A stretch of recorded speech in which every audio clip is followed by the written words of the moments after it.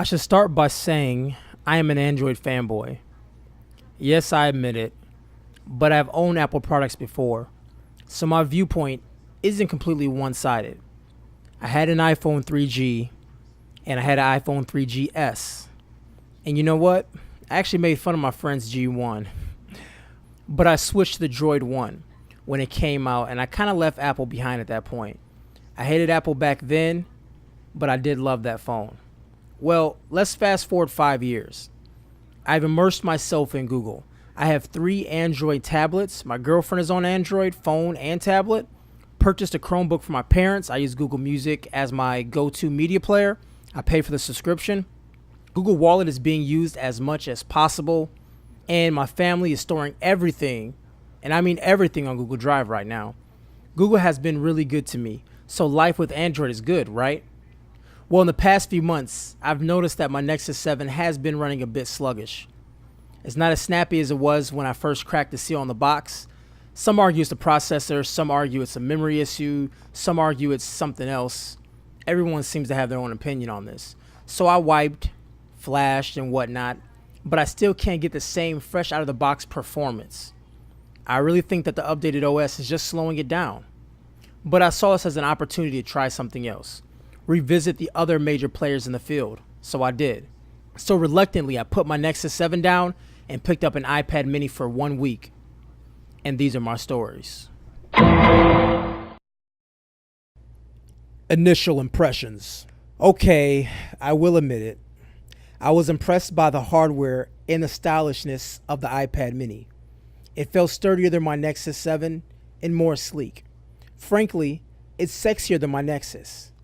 When I first got it, I did not have a case for it, so I'm sure that had a little bit something to do with that. I noticed the screen was wider, and it was much nicer to look at. But the physical layout sort of forced me to hold it portrait, like it was more natural that way. Once I got adjusted to that, it was business as usual. The screen is a fingerprint magnet, and after just a few swipes, the screen was coated with my fingerprints all over it. I never had a mute rocker on a tablet before, and I never realized how much nicer it is to know that my tablet is muted walking into that meeting. The back metal made me feel that if I were to drop this on its back, it should be okay. But I'm not going to test that one. Initial setup. I had to make an Apple ID, which I didn't care too much for. But I understand why you have to sign into user services, and Google does the exact same thing. So whatever. I made an Apple ID and I signed in. I went into the App Store, entered in my credit card information, and I was ready to download some apps. Everything was going smooth so far, so I had to do what any Google fanboy would do. I downloaded all of my Google apps. Drive, Chrome, Maps. Maps? Wait, what? There are no maps for the iPad? I have to click on the iPhone tab and download Maps that way? So I downloaded Maps, and the application is tiny. I mean tiny. If I hit maximize, the application is grainy, and it doesn't go to portrait mode. So I guess there needs to be an iPad version of the program so it scales correctly? Huh. Anyways, I just finished downloading all of my Google apps, and I launched the application, Google Search. Signed in, and the application greeted me with a welcome screen. This application was already looking pretty.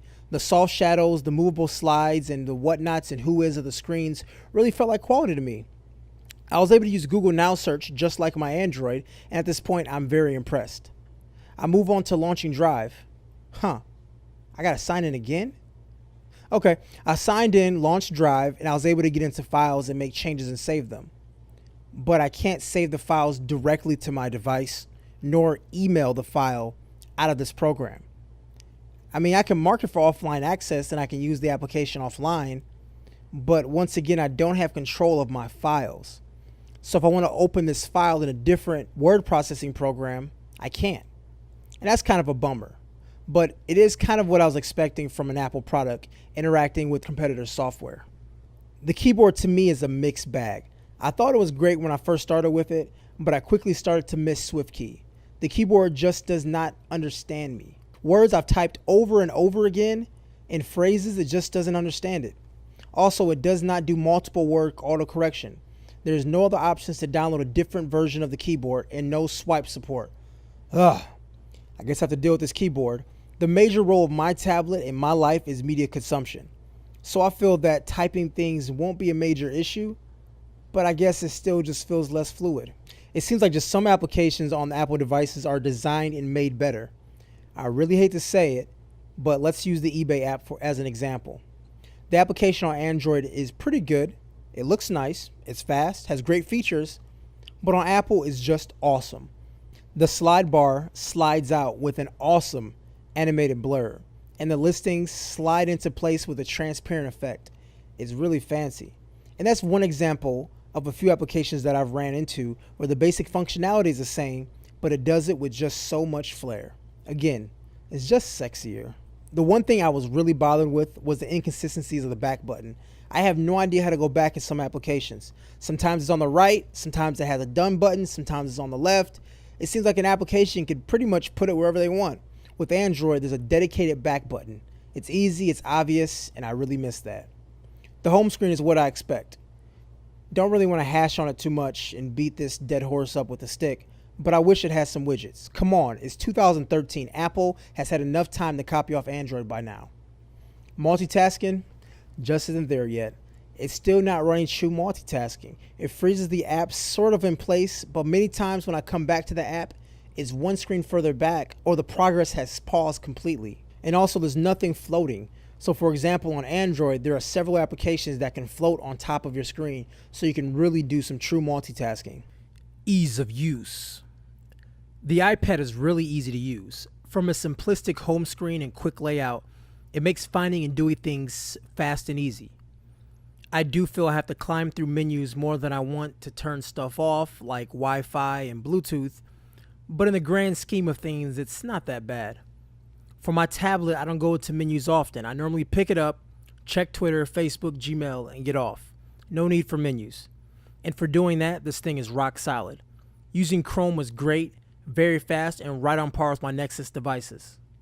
Now, using the Safari browser, even though it's lacking a lot of features, it's still very quick and fluid. I won't use it much, but it's just a good example on how smooth this device could really be. However, in an effort to make things easy and streamline the experience, it's quite common to leave things out that could be really helpful. One thing that comes to mind, and it affects me several times a day, is the lack of the share menu. When I see something using my tablet, whether it's a web page, tweet, email, or an app, I love to press the share button and select which apps I want to share it with. So if I'm on Twitter, I see a funny post, I want to share it with someone who uses Hangouts. On Android, I can press share and select Hangouts and send it to them directly. With Apple, once again, I feel like I'm in a sandbox. Applications do not talk to each other unless they are the core applications with iOS. I can't share anything from anywhere. This adds a few more steps to me to complete. Otherwise, it's just a very simple task on Android. All in all, am I happy? Yes, I am happy. I really think for my needs right now, the iPad is the best fit for me over any Android tablet. Mind you, I have the Nexus 7, Zoom, Asus Transformer, Prime, and I use the Note 2 extensively. And for my needs, they all fall short of clean, quick access to my applications, a fun portable device that I can take on the road without having to worry about battery life, something that is compatible with a lot of peripherals out there. These are just a few things that I really need that Android I feel is lacking. I will run into issues and I will run into pain points. But the issues I'll deal with can be swept under the rug. Can and will be swept under the rug. When you have a UI experience, sometimes it's okay to go through a few menus. I, by no means, am an Apple fanboy right now, nor did I lose my love of my beloved Android. But at the same time, I'm not blind. I understand that the grass may be greener on the other side, but until this grass dries up and dies, I'll be over here watering it with my iPad. Alright guys, thanks for watching. There is a few more things that I did not mention in my video. I shot the video about a week ago, so I've had the iPad for about another week, so altogether 2 weeks. The first thing I want to mention is that you can't set default applications on a non-jailbroken device. So when I click on links, it opens up a Safari and not Chrome. That's kind of a big deal because I like to use third-party applications for a lot of things that I do, and that kind of sucks. So that's one thing that I want to mention. Another thing is that the notifications, in my opinion, are terrible. I don't like having little random 1s and 2s sitting on top of applications, and the notification center just looks cluttered and it looks ugly. I think Android handles it a lot better. And they obviously did copy off Android a little bit. Battery life on the iPad is extremely good. I get about 2 days of pretty heavy use versus one on my Nexus 7. The whole thing where you can't customize it unless it's jailbroken is really starting to bother me. You know, my home screen is just a bunch of icons, and that's it. My iPad looks just like, you know, her iPad, his iPad. They all look exactly the same. You really can't customize it, and that kind of sucks too. And the price point. The Nexus obviously can be purchased for like $179 now, $200, and the iPad is still $350 to $400. So, is it worth double the price? No, but if you're a person that can spend the money and you want something that, you know, basically what I covered in the early part of the video, then go ahead and go for the iPad. Alright guys, that is it. Once again, my name is Kevin, aka the Tech Ninja. I'd love to see your comments below. Go ahead and start the flame war. I am wearing my flame retardant vest right now. It's invisible. So bring it on. Talk to you guys later. Peace.